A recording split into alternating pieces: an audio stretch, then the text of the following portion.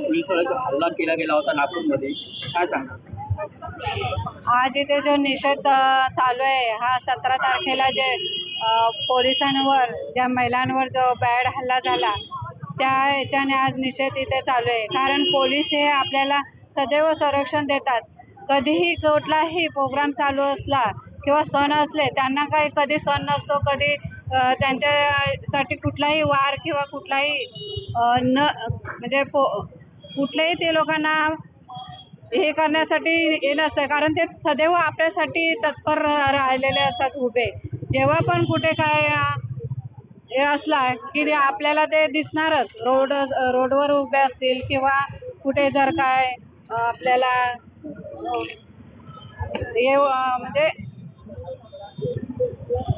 हे करत असले तर आपल्याला पोलिसांचा पूर्ण सपोर्ट असतोच। आणि त्यासाठी आपल्याला त्यांच्यासाठी हे पाऊल उचलणं गरजेचं। त्या दिवशी विधानसभेमध्येही देवाभाऊने सांगितलं की जे कोणी पोलीस कर्मचाऱ्यावर हात उचलतील किंवा हे करतील त्यांना आम्ही सोडणार नाही। तर त्याच्यामुळे जे काही हे कुकर्म केलेले आहेत त्यांना देवाभाऊ सोडणार नाही आणि त्यांना नक्कीच सजा होईल।